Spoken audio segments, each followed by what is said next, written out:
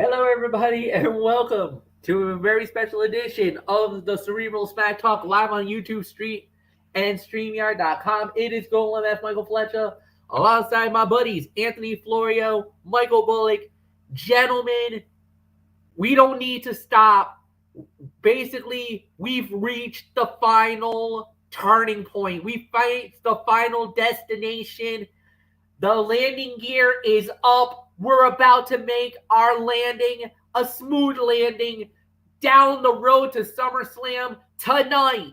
Smackdown Live, State Farm Arena, and oh, by the way, the home of the Big Three Championship game. State Farm Arena, Atlanta, GA. Yes, they are in the city of the World Series champions, Atlanta Braves. Oh, by the way, won tonight, 5-2 over the Arizona Diamondbacks. But I digress.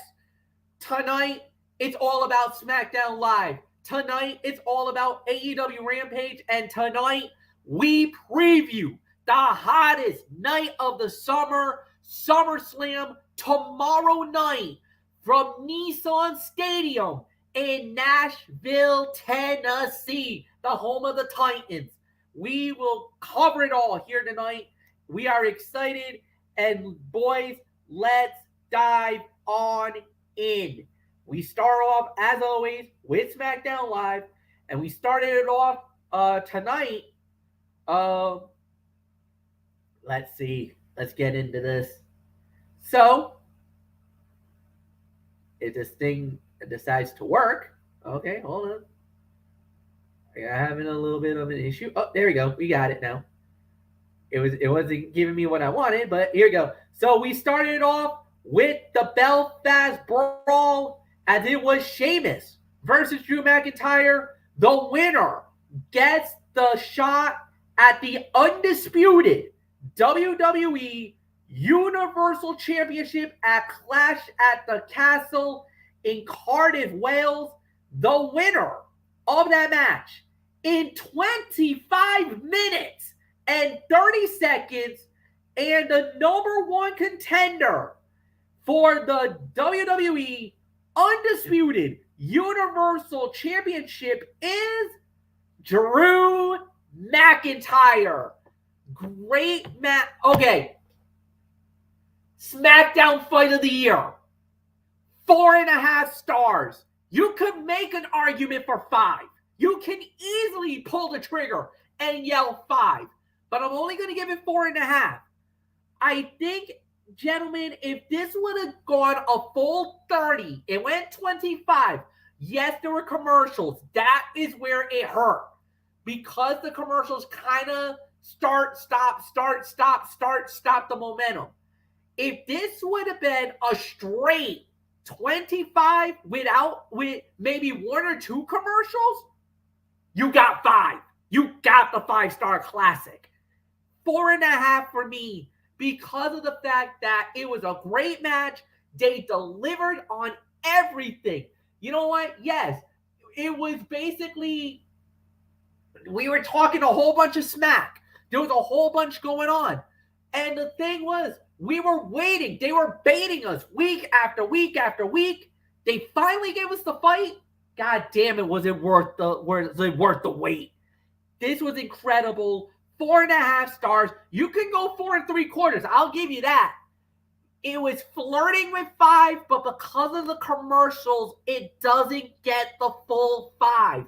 But Fight of the Night, SmackDown Fight of the Year, and you could say it, maybe a candidate for Fight of the Year as well.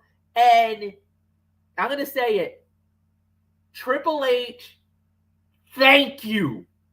This is what SmackDown needed. A shot in the arm of your leadership with Stephanie and Nick Khan. This is what we expect week in and week out from now on. Anthony, it's yours. Wow. 25.5 minutes. Wow. All right. This is going to be an agree to disagree here. I agree with you. It was the fight of the night. But in my opinion, it's one of the SmackDown fights of the year. I don't know why, but there's something in me that still thinks that Roman and Riddle title match from June 17th, I thought something about that was a little bit better. But this was still a 4.5-star match. You're absolutely right on that, MF. It was most assuredly the fight of the night. And I'm going to make a statement clear and to the point. And I'm sure you guys are going to agree with me on this.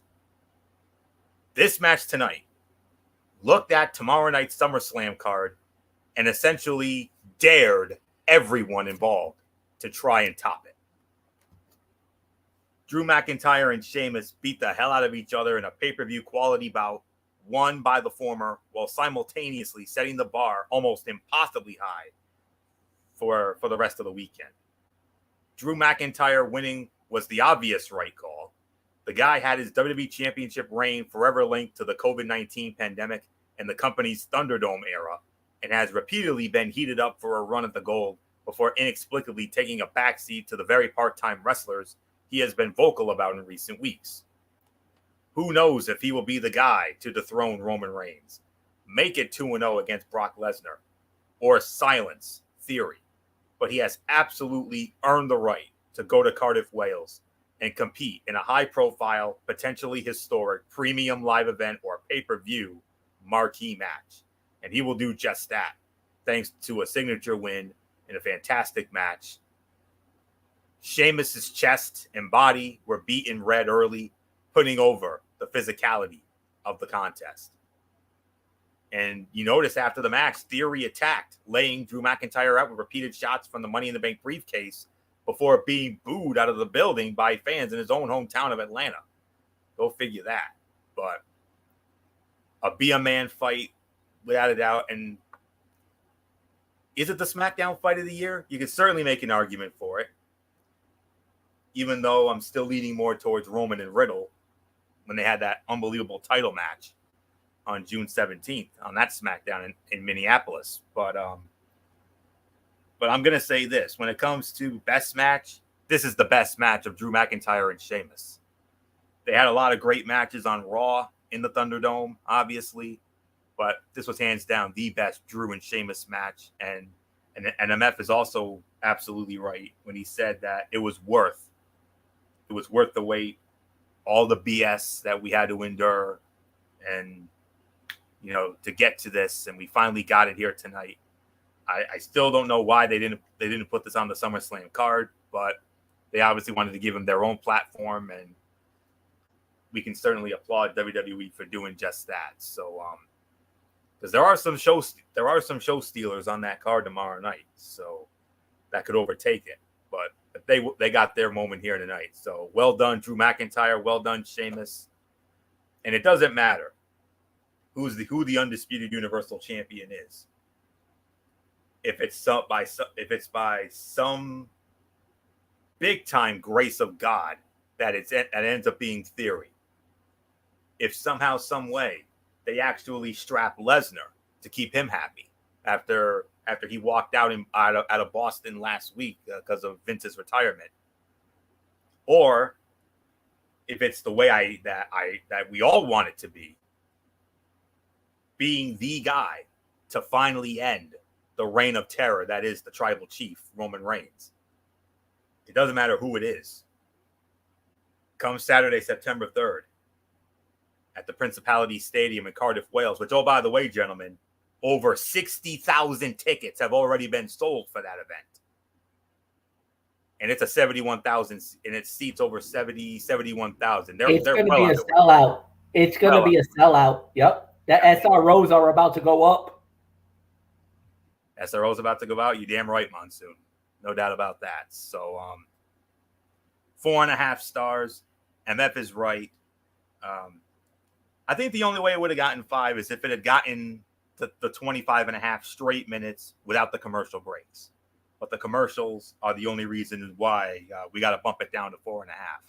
The only way we would have given it 5 is if it had gone straight through on TV with no breaks, or if the three of us were there in person to see it. That's the only way we would have pulled the trigger. But 4.5 stars, fight of the night. It's definitely up there as far as TV fights of the year go. I think it's the second best Smack. It's in my top 3 because there's also Roman and Riddle, like I said, and there's also the Charlotte and Naomi SmackDown Women's Championship match from February. So those are the 3 best SmackDown matches for this year, hands down. So not much more to say. Michael Bullock, outcome never in doubt. We all knew Drew was going to win this. And now, in front of what will be over 70,000 screaming fellow countrymen in Cardiff, Wales, at the Principality Stadium, Clash of the Castle, it doesn't matter who it is. If it's that ham and egg or jabroni theory, if it's the Beast. Which I hope it's not. No. And we all hope it's the Tribal Chief. We want it to be the Tribal Chief. Set up the dream match. It doesn't matter who it is, boy. Come September 3rd, I'm saying it right here and right now. We don't even need to wait until the September 2nd edition of this program. Drew McIntyre will be the undisputed Universal Champion. Come Cardiff, Wales, and Clash at the Castle. Amen? Amen to that, brother. 4.5 stars, fight of the night. And I think this is the SmackDown fight of the year, as far as I'm concerned. I mean, just for the way, it was hard hitting. It was a Donnybrook, which is what we expected. And these two left it on the line. And yeah, I think we all think, to me, I think it's going to be the Scottish Warrior and the Tribal Chief. I mean, if they somehow put that belt on that ham and egg or jabroni theory, oh man, all I can say is you're gonna have to hold me down, because I just may go off on the biggest rant in the history of TX Talking Wrestling TXN. So I hope it doesn't come to that, but I'm just putting the word out right now. So nothing more to say. It's yours, Fletch. All right, next up that we had was a women's match, as it was Shotzi against Aaliyah. Well, initially this was supposed to have been Aaliyah versus Lacey Evans, but Lacey got pulled from the card.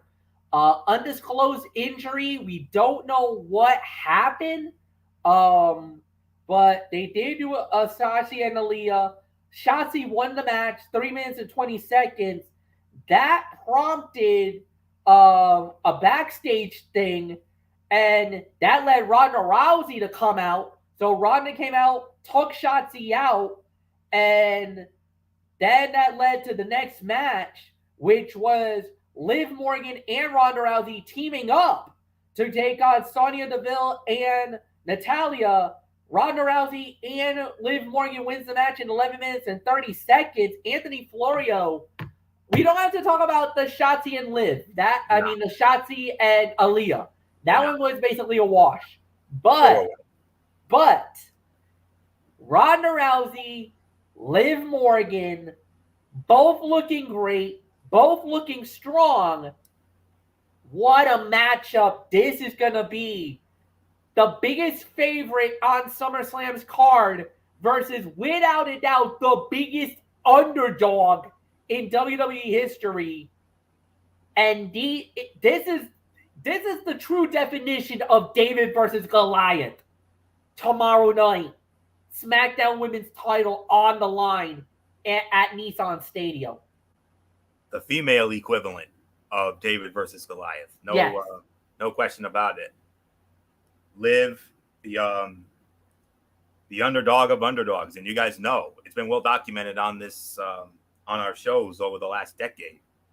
I love underdog stories, and this one is no exception. This ranks right up there, and of course Ronda Rousey as Goliath, obviously big and bad, and we all know her story, not just in WWE but also how she dominated MMA, UFC, jiu-jitsu, and all that stuff. And only reason why Liv won was because she took advantage of an injured and weakened and vulnerable Ronda 4 weeks ago at the MGM Grand at Money in the Bank. Now she gets her at 100%. this will be literally the biggest. This is right here the biggest match of Liv Morgan's career, and we'll get into that in a little bit. But I will give this about 3 to 3.25 because it was a perfectly acceptable match that did what it set out to do: build tension between Ronda Rousey and Liv Morgan. To this point, Rousey has said and done everything right. She has been gracious in defeat, despite having to be seething over the idea of Liv Morgan taking the SmackDown Women's Championship away from her. She has taken her anger out on everyone else she has encountered except Liv Morgan. And if she loses tomorrow night in Nashville, do not be surprised to see the UFC Hall of Famer make the heel turn so many have been pining for since her return to the company back in January at the Royal Rumble. Morgan is such a great babyface champion and still has so much room for growth in that role, assuming that is she gets to continue her journey beyond tomorrow night in Nashville. The mounting frustration on Ronda's face as Morgan refused to tag may have been the best part of her performance. And speaking of facial expressions, they have long been the most underrated part of Liv Morgan's performance. And the look she shot Ronda right after the tap out told the story of someone frustrated that her plan to go it alone did not play out the way she expected and wanted. So we're going to most assuredly keep an eye on that tomorrow night. But for this, I will give it 3 to 3.25. Another one of the fights of the night. It's right around 2 to 3 because I still got to think about the other one, but it's definitely a top 3 fight of the night for sure. So not much more to say here. Bullock, it's the classic case. You could say this had like a Vinnie Mac leftover feel. The classic case of can they coexist and get along when it comes to Liv and Ronda in this tag match. Yeah, and for this match tomorrow night, it is the female version versus David versus Goliath, and Liv Morgan is the underdog here. But all I can say is, for the three of us, I don't think we should say it to Liv Morgan because she would disagree with all three of us and say Ronda Rousey is the underdog, and because the reason she has the championship, Ronda doesn't, and Ronda has to beat her or make her submit. Anything else, Ronda wins the match, but not the title. That's why she would probably disagree with us and say that she's not an underdog. So we'll have to wait and see how it all goes. But this was a 3-star match, so there's really nothing more to say. It's yours, Fletch. So next up we had was the new and vicious Viking Raiders. They went up against the New Day. When it was all said and done, it was the new and vicious Viking Raiders winning the match. 9 minutes and 15 seconds. Michael Bullock, do you want to talk about this? Quick thought before we get into the main event segment? Yeah, I'll give it about maybe 2.5 stars here. I mean, this was a nice win for the Viking Raiders, but then, Fletch, they really showed their new vicious side when they put a steel chair right on Xavier Woods' leg, and then they used the shield, those shields they had, and basically put it right on that steel chair, and yeah, Xavier Woods is hurting real bad. So yeah, he is. He's in some pain right now, man. We really saw that new vicious side of the Viking Raiders, and if you don't, I think they just sent a message to the tag team division, whether it's on Raw or SmackDown, and basically to the Street Profits and the Usos, saying, "Don't count us out because we won't." I'm sure they're going to want a shot at the titles eventually. Yeah. So, and if you don't believe them, ask Xavier Woods.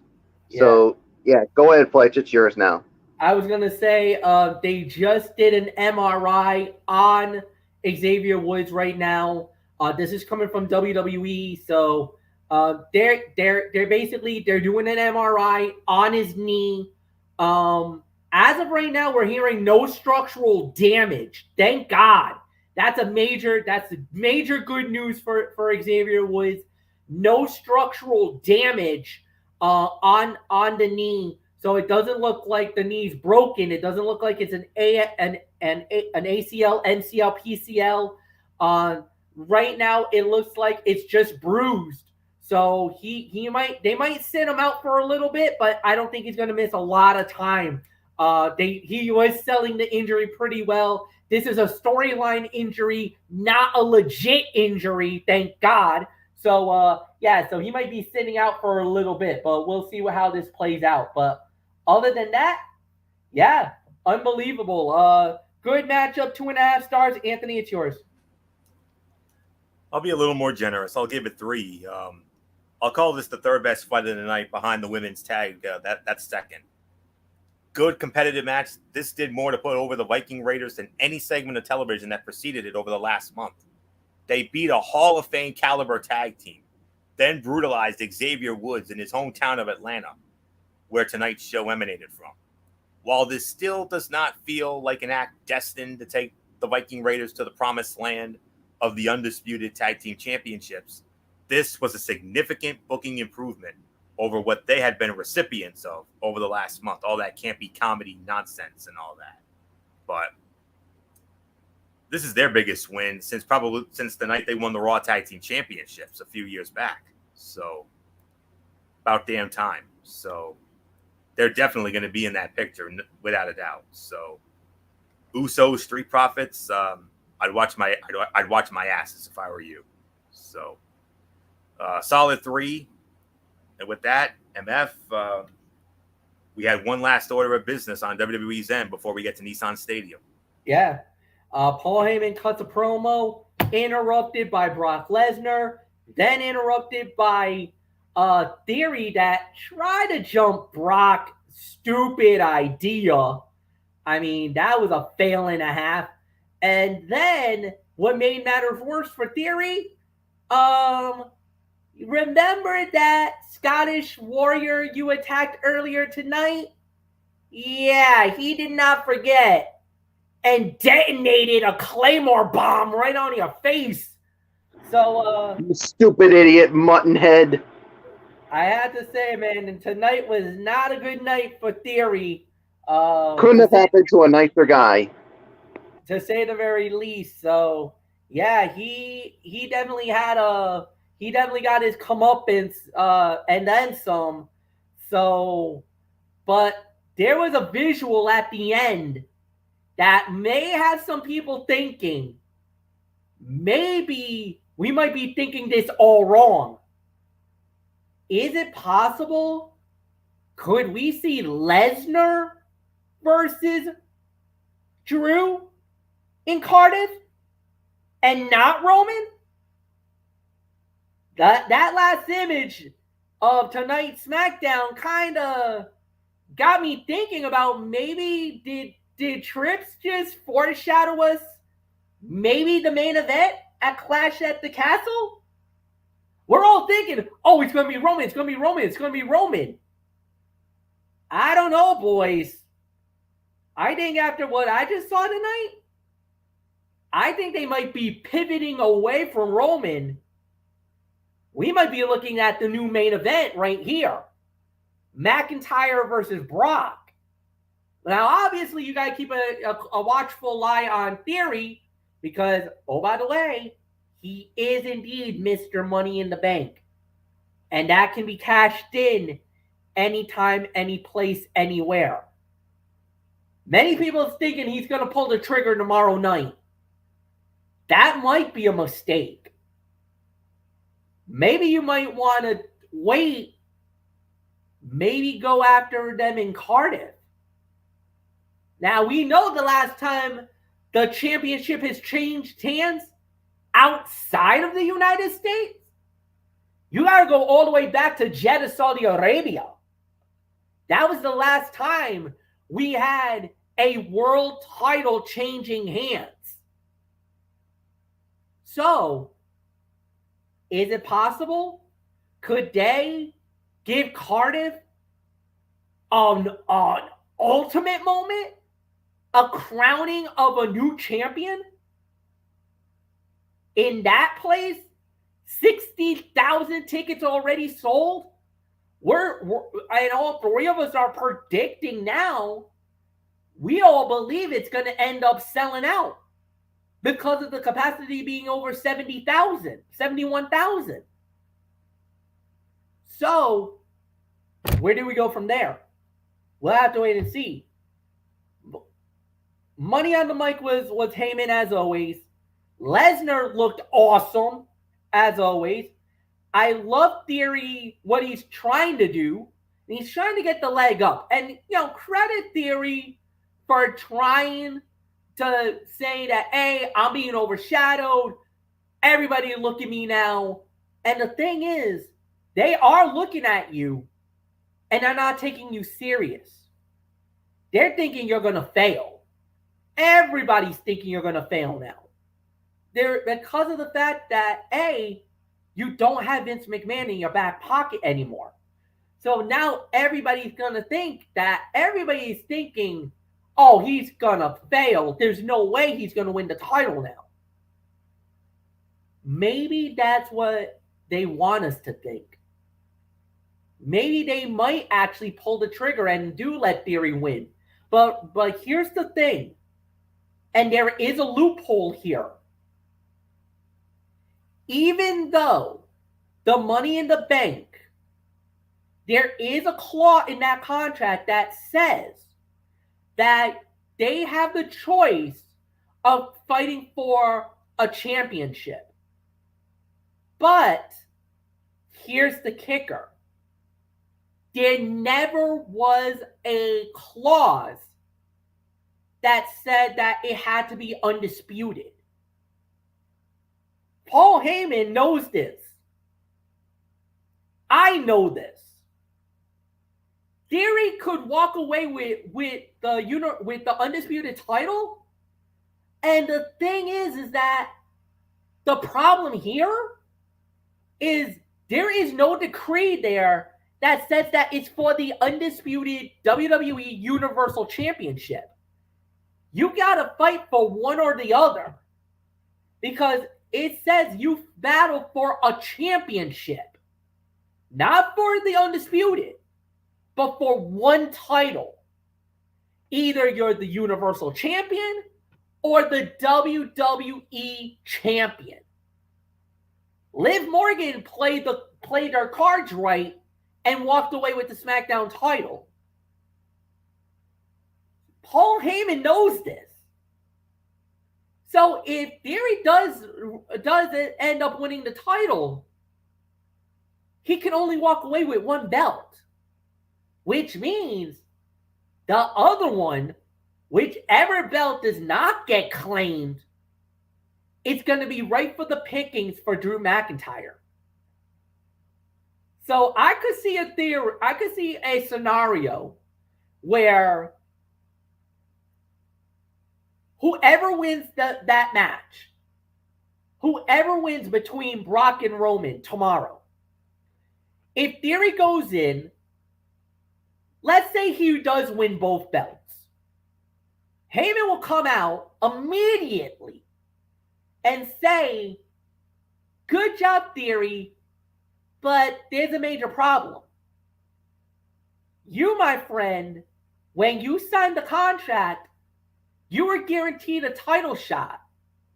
However, it's not for the Undisputed Universal Championship, WWE Universal title, but you could have either one or the other, which means you're going to have to drop a belt. Theory will go away and walk away with the WWE Championship. Florio, your problem.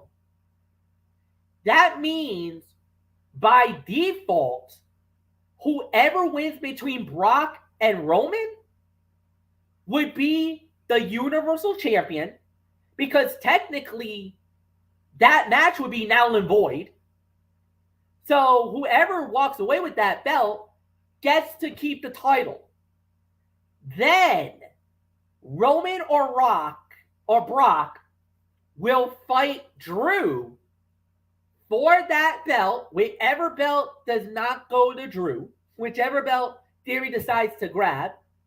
either Universal or WWE, and that belt goes up against McIntyre at Cardiff, Wales, at Clash at the Castle. This has been the blueprint that's been laid out for months before McMahon even left. This was a running thing going through my head since Theory won the Money in the Bank. And now that this Cardiff thing is really exploding, 60,000 tickets already, you know they're going to give McIntyre the moment. 60,555. They're going to give McIntyre the moment. He is going to become the undisputed Universal Champion. Theory will be your WWE Champion. You split the belt the way they wanted it to do all along. They didn't want an undisputed champion. They wanted to split the belts at some point and have one champion on Raw, one champion on SmackDown. This would be the way to split the titles. There isn't going to be a unified WWE. Not yet.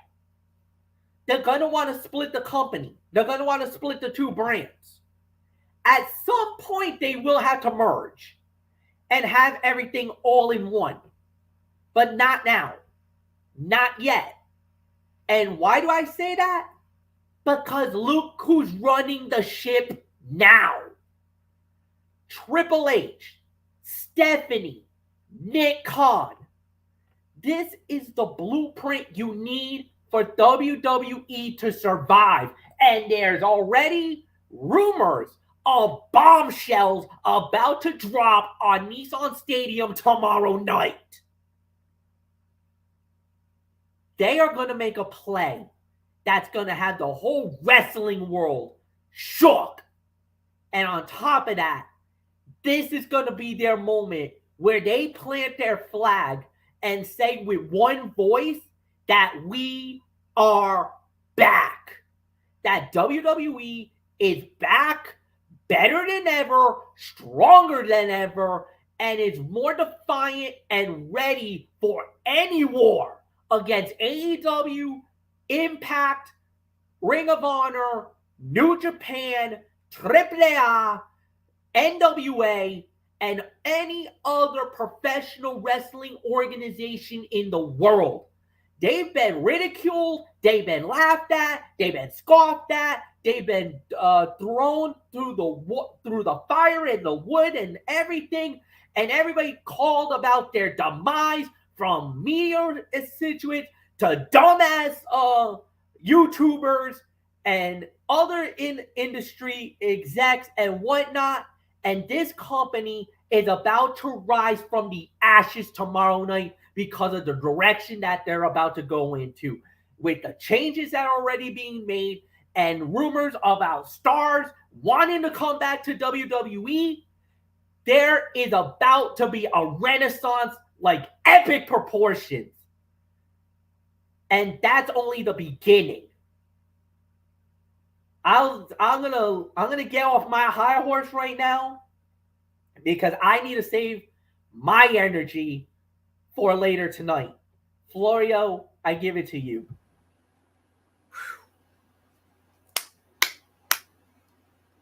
Hype, man. That is all there is to say on that. Oh my God. How in the bluest of blue hells am I gonna try to follow that? Oh my God. But you know me, Ben Stein. I shall do my best, and I will. So just to put it to bed here. According to a dirt sheet on 411 earlier, they reported that the Clash at the Castle at Principality Stadium, 60,555 tickets out. The capacity is 71,810. And still over a month to go. It's very possible. It's very likely the show will sell out, and that's what WWE is hoping for. Either way, it's going to have a monstrous gate and will likely pass up both nights of WrestleMania 38 to be the largest crowd of 2022. As far as SummerSlam is concerned, that same dirt sheet reported that 35,612 are out for SummerSlam at Nissan Stadium. So, and I think the updated figure is now 36 to 38,000. And on top of that, Anthony, just to let you know, they're not even using the full stadium. They're only, from what I've been told, they're only using half of Nissan Stadium. Yeah, I heard some of it has been tarped off. Yes. Behind the hard cameras. So they're only using the corner and the end zones on each end, and the whole section that's which I believe is the side where the Titans play. So they got the Titans side of the field, the two end zone sides where the goalposts are, and that's all they're using for SummerSlam. So and obviously the field inside. So they're using the field, the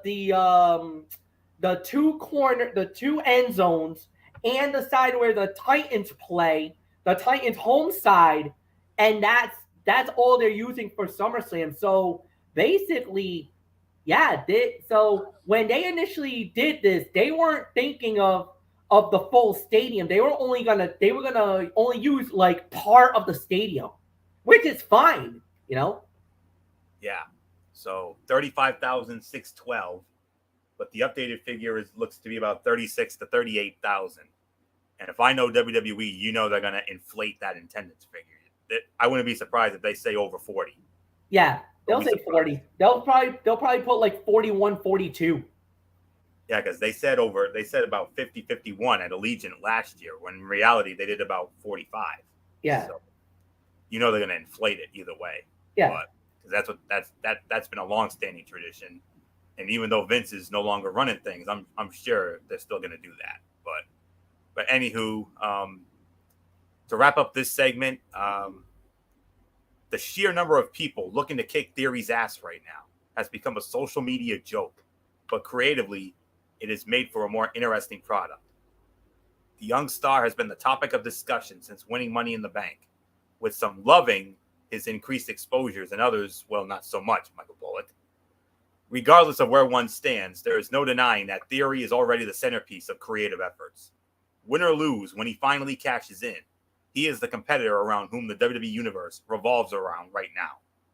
Add Drew McIntyre to the mix now, and the uncertainty surrounding the immediate future of the title and who will actually compete for the gold in Cardiff breeds excitement that has not existed for quite some time.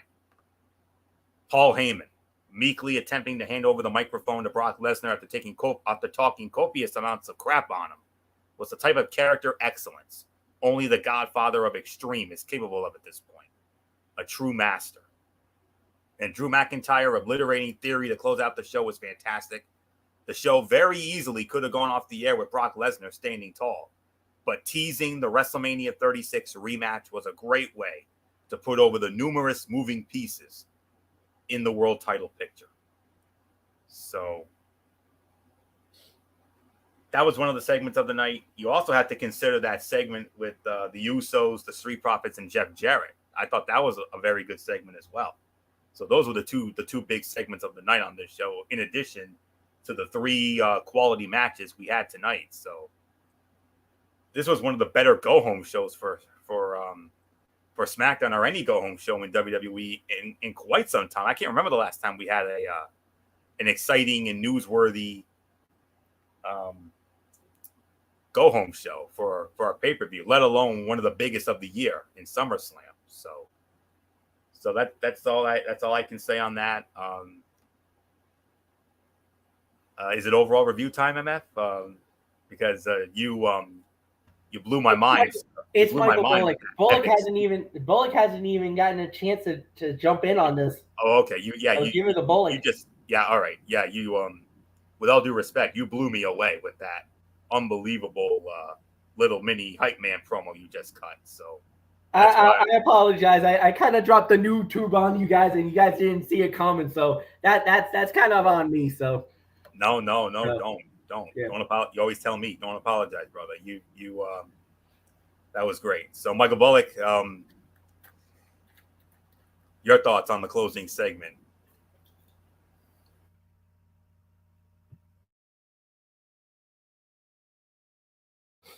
Bullock, are you there?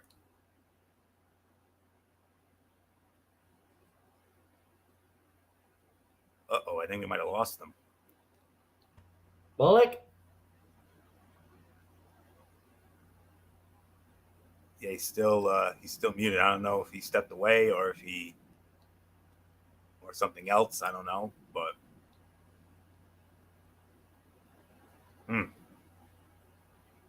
There's nothing more that we can do. It's just gonna have to go overall review. So Anthony, why don't you lead off? Yeah. Yeah, this is a very good show tonight. I'm not gonna, go over the top with it. I am, however, gonna give it between 7 and 7.5 because this was a very good show that was literally carried by the Drew McIntyre and Sheamus Irish Donnybrook match, not a Belfast Brawl. It was called an Irish Donnybrook match, but regardless of what it was, it was still the fight of the night by a country mile. The women's tag match was second best fight, and then rounding out the top three, the New Day and the New and Vicious Viking Raiders. Throw in 2 quality segments with that closing segment and the segment with the Usos, the Street Profits, and Jeff Jarrett, and that was a very good segment as well. And that segment was great, and that match is built as it was going to get. And the team, we all know how they tore the house down and stole the show from Money in the Bank, and they may do the same again tomorrow night, Double J or not. So that's all there is to say on that. So this was definitely a 7.5, and MF, like I said, one of the best WWE go-home shows I've seen for any event in quite some time, let alone one of the biggest of the year in the SummerSlam. Yeah, well done. 7.5, no doubt about it. Bullock, are you back, bro? Are you here? I guess not. All right. So with that said, we'll just dive right into AEW. AEW Rampage. And we started off with a 6-man match, as it was Satnam Singh, Jay Lethal, and Sanjay Dutt going up against the best friends, Trent Beretta, Orange Cassidy, and Chuck Taylor. And it was the best friends winning the match in 7 minutes and 28 seconds. Yeah, it was a solid opener. This was a good match. 2.25 stars is my rating for it. It was a solid matchup more than anything else. Body of work was fine. Good matchup. I don't mind that Sanjay ate the fall. This was more Orange Cassidy getting a must-needed win more than anything else. So it was good for what it was worth. Nothing more to add. Anthony, it's yours. Yeah. 2.5, 2.75 of a star for this.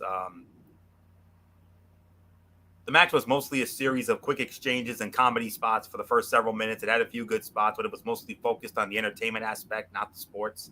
Was this match great? Not really, but it seemed like the crowd had fun, and that is ultimately going to help it come across better on TV. And that's all there is to say on that. So 2.5, 2.75. MF, let's get into the next matchup. Unfortunately, this one is a cutout. It was Ethan Page versus Leon Ruffin. Ethan Page won the match in minute 30. That's an automatic. I'm not even going to talk about that.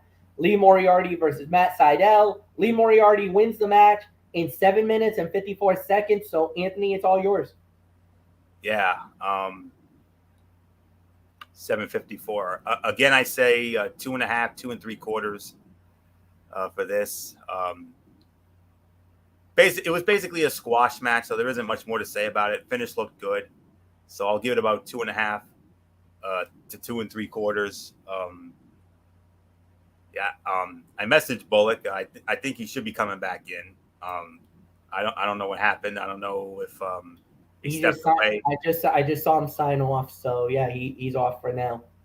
Yeah, hopefully he'll be back in soon enough, and we'll have to catch him up on the point that I think it was the closing segment of SmackDown in the overall review, and yeah, where we got to catch him up from. So if he comes back in, which I hope he does.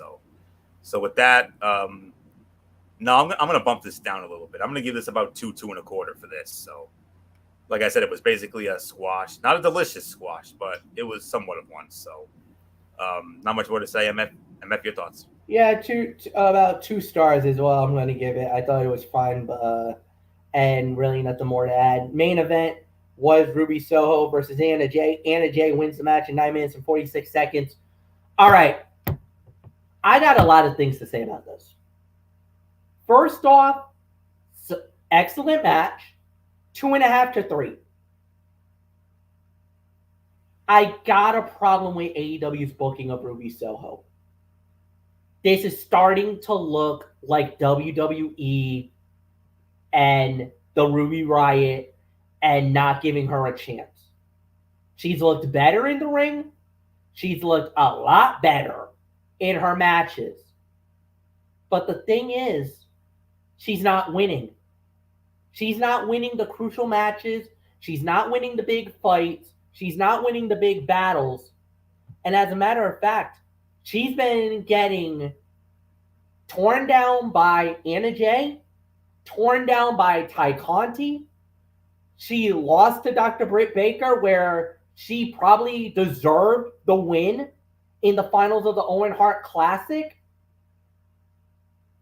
I'm about to say something that is really going to offend a lot of AEW fans, and it's really going to draw the ire of a few people. I think Ruby Soho signing with AEW is turning to be a mistake. I think what they've been doing to her is a major disservice. Her talent is being wasted in AEW, and I don't see that it's getting any better. I want to be wrong. I would love to be wrong. But right now, this is her being treated like she was in WWE. Not worse than what she was in WWE, because we all know she was criminally underutilized in WWE. Right now, she is being underutilized in certain areas. Not completely, but in certain areas. But her talent has been wasted to a degree that is really starting to get under my skin. Like I said, this is my personal opinion, and mine's alone. I know Anthony Flair is going to disagree with this. I know Michael Bullock will disagree with my view, which is fine. But I just feel like Ruby deserves a lot more better than what she's getting right now. And I think she's being wasted away in AEW. Just personal thoughts. It was still a fine match. I'll give it 2.5 to 3. But I needed it to voice my displeasure about this more than anything else. Florio, it's yours.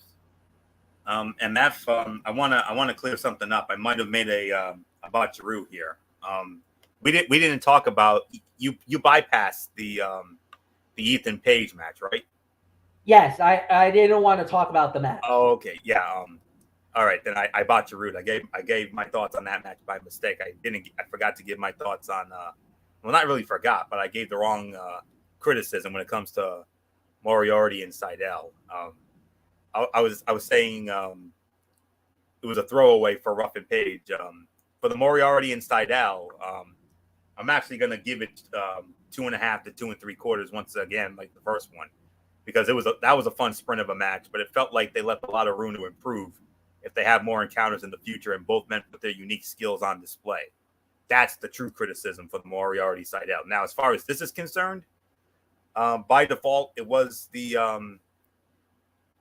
you could say it was default fight of the night, even though it was not a blowaway. While most of this match was serviceable, there were a few moments toward the end that stood out for the wrong reasons. Ruby Soho was selling like a champ, but Anna Jay no-sold a little too much. Anna ended up getting the win by choking out Soho. She used the cast Soho was wearing on her wrist, but the referee Aubrey Edwards did not see it. This bout is not something people will be talking about by next week. But Anna getting the win is a step in the right direction for her character. And that's all I can. And that's So I'll say it like this. I'll try to keep it. I'll try to keep this brief here. I agree about what's been going on with Ruby Soho because she started white hot.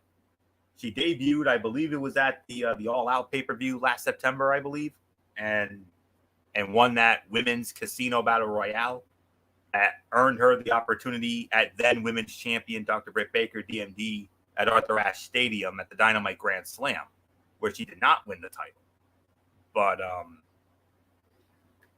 But since then, I agree with MF for the most part by saying, what has Ruby done for us lately? Damn near not much of anything, to be honest with you. And I'll keep it that. I'll keep it like that. I'll keep it at that. I'll park it there. The only reason why I'm not going to be as critical as MF is, they just turned on a heel. They just had her join the Jericho Appreciation Society, and you want to get her over. That's the only reason why I'm defending the outcome of the match tonight. This outcome tonight, and I'm just going to leave it at that. So this was about 3 stars or so. So not much more to say. Bullock, if you're with us, MF's going to catch you up because you missed a little bit while you were away or whatever. So MF, regarding that, the final segment, SmackDown. I mean, I thought it was a good segment here to close it out. I mean, basically, with with Lesnar confronting Heyman, and then of course Theory trying to one up Lesnar, and then basically Theory getting his comeuppance from Lesnar and Drew McIntyre. So a good segment here, and I'm going to give this about a 7 out of 10 for this edition of SmackDown. So, yeah. So, and what was the first match of Rampage? Actually, it was hold on. Oh, the Best Friends and against the 6-man tag. Yeah. I'll give it about maybe 2.5 stars for that match, and then of course when it comes. Of course, I'm going to bypass the Ethan Page match. Yep. And then Lee Moriarty and Matt Sydal. Moriarty wins it. what did you guys give that? About 2.5. Yeah, that's about the right rating. 2.5 for me. And of course the main event, Anna Jay versus Ruby Soho. I'll give it about maybe 2 3/4 to 3. I mean, it was a solid match here, and as far as what you said, I mean, I understand where you're coming from, Fletch, about what you said about the way Ruby Soho was getting treated. I mean, I understand where you're coming from, but they just turned it. But I can also understand what Anthony Florio says, because they just turned Anna Jay heel and had her join as the member of the Jericho Appreciation Society. So they're really trying to push her as a heel. I mean, if it was anybody else, then I would be more on your side, Fletch. But I partially agree with you. But so that's all I'll say on that. So. All right. Is it overall review time? Final thought on now the final thought on your overall rating. I'll actually give it about maybe a 6 out of 10 for me. I mean, I thought there were some things. I mean, that definitely could have been better, but it is what it is. So it's yours, Fletch. And now, gentlemen, we go into the preview of the hottest night of the summer, SummerSlam. That goes I down. forgot to give my thought on Oh, Rampage. all right. Go ahead, Florio. What did you guys give it? Like 6.5 or so? About 6. Yeah. Yeah, same for me. Move on. All right. That means now we do indeed go into the SummerSlam. So let's start it off with, we're just going to get it out of the way. The Miz versus Logan Paul. I'm going to give it to Logan Paul. I think they're going to give him the win on this one.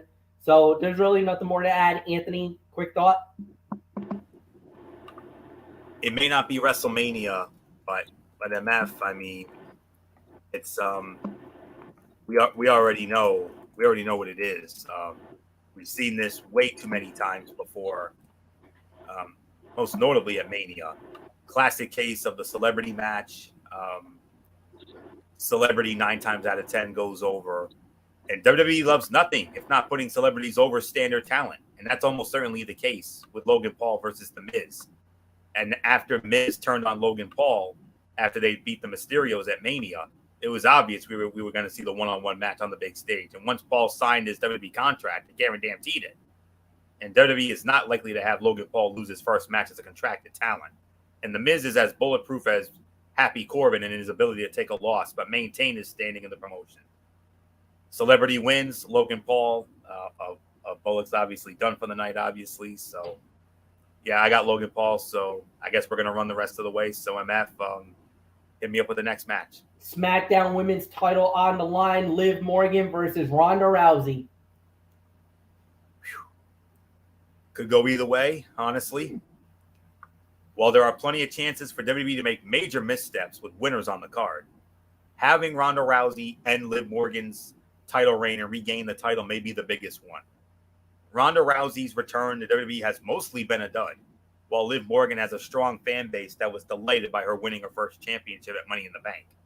The reaction to a Rousey win here would be awful, and Liv needs some time to really see how she can operate as a world champion. That doesn't mean a Rousey win is not possible, just that it should not happen, and hopefully Triple H and the suits and creative will see that in WWE. So I'm going to take a chance here. Winner and still the SmackDown Women's Champion, Liv Morgan. But MF, do not be at all surprised if they hot shot it back to the Rowdy one. Yeah, absolutely, you're right. The hot shot could happen, but I heard a rumor that maybe we could get some interference. That maybe a Bayley or even Charlotte Flair arrives, and that actually might help Liv successfully defend the title and keep the gold. So I'm going to go on a limb, and I'm going to agree with you that the winner and still SmackDown Women's Champion will be Liv Morgan, but I don't think it's going to be a clean victory. I think it's going to be a dusty finish where maybe Charlotte or Bayley comes out costing Ronda the title and having Liv keep the belt just a little while longer. So that's my thought. Bobby Lashley versus Theory for the United States Championship. This is easy for me. Bobby Lashley, because of the fact that I think they're going to want Theory to be hovering around the world title picture. So I think he's also probably going to protect himself. You know, if he gets caught in that hurt lock again, he probably will tap out immediately to save his prospects for later in the evening for what could be a possible cash-in. So really nothing more to say. Anthony, it's yours. WWE has invested a lot of time into Theory, giving him tons of screen time, a run with the United States Heavyweight Championship, and winning Money in the Bank. They also have done an interesting job of having him stumble often enough that the idea of his SummerSlam plan to regain his title before cashing in the Money in the Bank contract later in the night, completely blowing up in his face, is very much in play.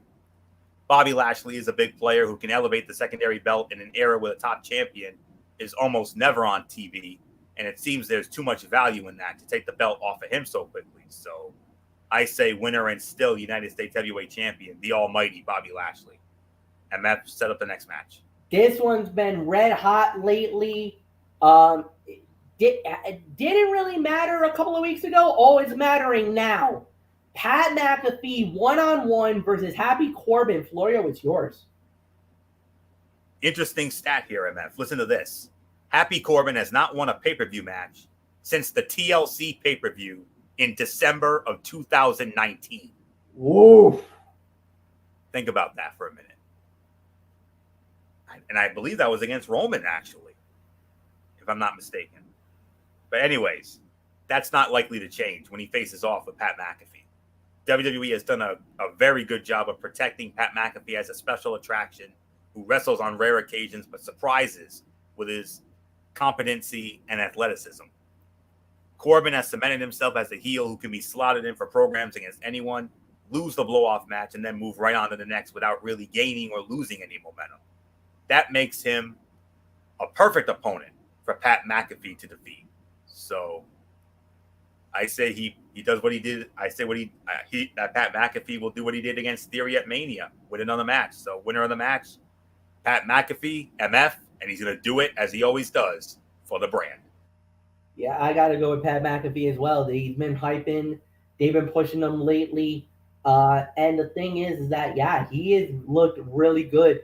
I think a lot of people were a little worried about McAfee, especially when he was going up against Adam Cole from the NXT. And people were thoroughly impressed with what he did in that first match. And he's just gotten better and better and better. He took this seriously. And that's the thing. Pat McAfee takes everything that he does seriously. He basically made the work of it more than anything else. He wanted it, the opportunity to do the job that he needed to do. And yeah, without a doubt, it was what it needed it to be. And McAfee has gotten better in the ring each time he's come out.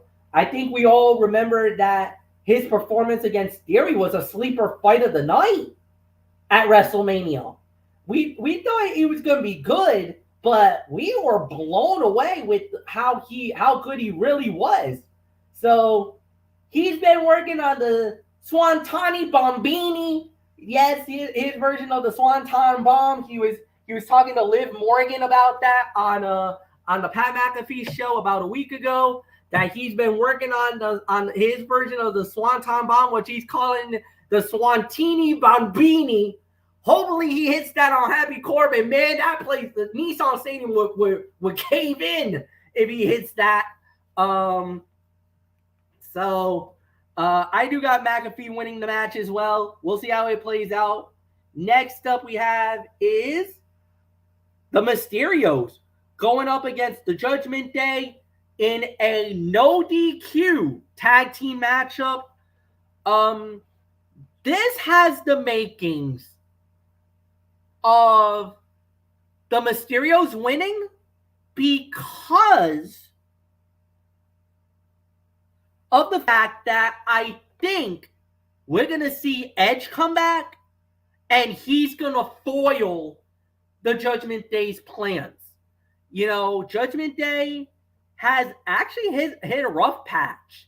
And some fans are really getting a little concerned that I think they might have made a mistake by having them leave Edge, desert Edge, and try to put Balor and, with Damian Priest, with Rhea Ripley, that it looks like this plan is starting to backfire a little bit. This Judgment Day that was a very powerful group, you're starting to see that it's not working out.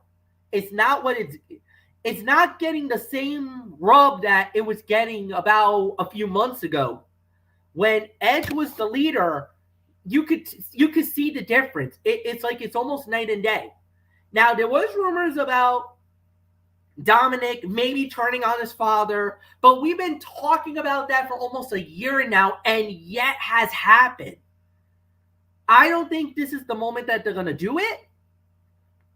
I think the Mysterios are going to win because I do believe Edge is going to get involved and he's going to blow it for the Judgment Day. So I got the Mysterios winning. Anthony, it's yours. Under normal circumstances, MF, the Judgment Day would be favored here. They're a group WWE is pushing as a big deal with Finn Balor, Damian Priest, and Rhea Ripley all slotted into strong roles. Removing disqualifications changes things. However, especially with the vignettes airing over the last month, suggesting the return of Edge, Balor, Priest, and Ripley turned on Edge after he brought them into the group, and his return helping the Mysterios get a win in a match where his involvement is within the boundaries of the rules makes a lot of sense. So I 100% agree with everything you just said. I too have the Mysterios winning the match, and we will see the return of the rated R superstar Edge.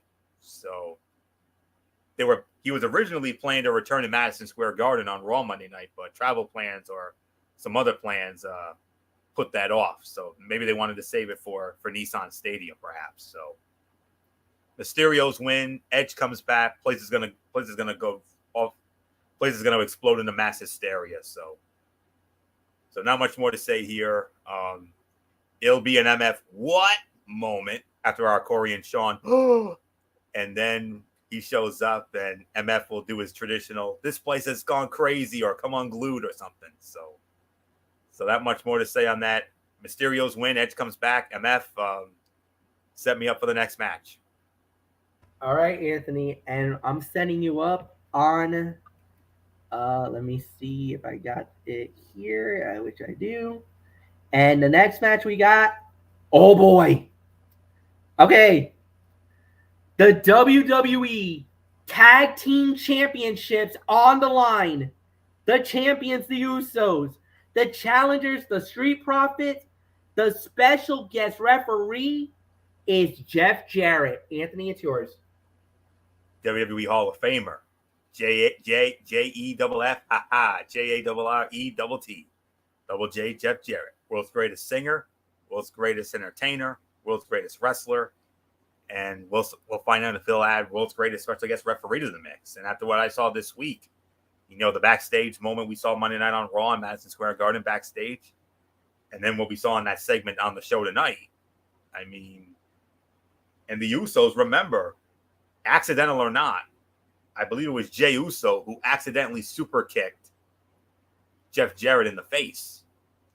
And Double J was not too happy about that.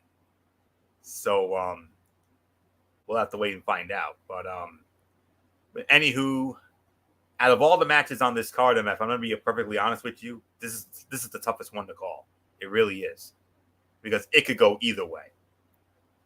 The Usos are so closely tied to Roman Reigns that it makes it hard to pick against them before the quote-unquote perfect moment comes along.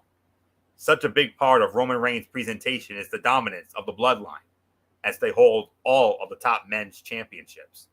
The introduction of Jeff Jarrett as the referee could tilt things in the favor of the Street Profits, but Jarrett could just as easily cheat in favor of the Usos.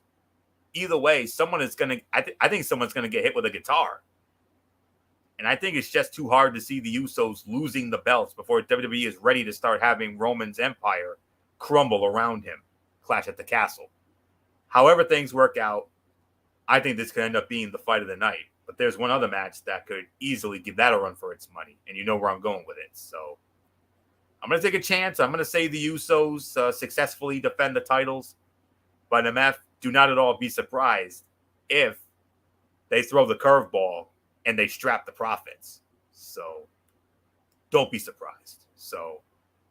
And also don't be surprised, MF, that this ends up not only being the fight of the night, but it'll end up being the 5-star classic that we just missed out on at Money in the Bank. But I'm going with the Usos for now.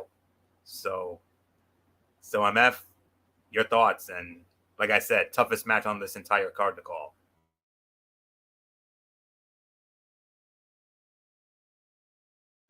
Toughest match to call, no doubt about it. This is going to be a heck of a fight. So we're going to have to wait and see how this plays out. But yeah, I definitely agree with that. I think it's going to be one hell of a match. And yeah, so we'll wait and see how this plays out. And this could be historic. No doubt about it. So with that said, the next match that we do have is Bianca Belair versus Becky Lynch for the Raw Women's title, all right, I've been back and forth with this. Very back and forth. I've been kind of thinking about it, not knowing how this is going to go. I have to say now I'm starting to feel more confident that I think Bianca is going to win it. Going into this, I kind of started saying, oh, I believe it's going to be that it was probably going to be that the title was going to go to Becky Lynch. But now with creative, now that the change has started, it looks like it's going to be I honestly believe now more than ever that I do believe that the winner and still Raw Women's Champion will be Bianca Belair. Going into this, I didn't think so, but now I'm starting to believe in my heart of hearts that, yeah, it is going to be Bianca successfully defending the title and beating Becky Lynch in what undoubtedly is going to be an amazing match, to say the very least. So, yeah, nothing more to say. Anthony, is yours. Just like with the SmackDown Women's title, MF, another potential misstep would be having Becky Lynch defeat Bianca Belair on the same stage as their infamous 27 second match last year at Allegiant. Becky Lynch returned last year at SummerSlam and beat Bianca Belair with such speed that it caused significant backlash. Having Bianca Belair beat Becky Lynch at WrestleMania to become the Raw Women's Champion once again was something of a make good on that mistake. But allowing the EST to retain at SummerSlam in her home state would help in removing that stain from Belair's resume. So they have given us so many incredible matches over the last year. The match they had at the Extreme Rules event last September, the match we saw, we were there, MF, you, me, and Bullock, when we went to the Monday Night Raw last November. They stole the damn show that night. We all know that. And, of course, the Mania match, which was, without a doubt, the best match of their series. Who knows? Could this one be even better? Who knows? But I believe, just like with the main event, I think this is going to be their final encounter. And I think they give Bianca the win back from last year. So, winner and still, the Raw Women's Champion, the EST, and Tennessee's own Bianca Belair. And you know she's going to get a monster pop just like Double J. So, absolutely.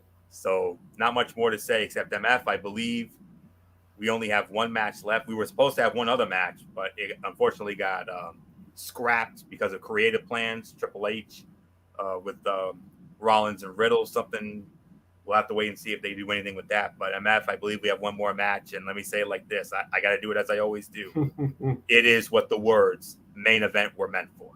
Because this next match, it is the main event. And brother, it don't get no bigger. And it is last man standing. This is it. The war ends. Final battle. Final fight.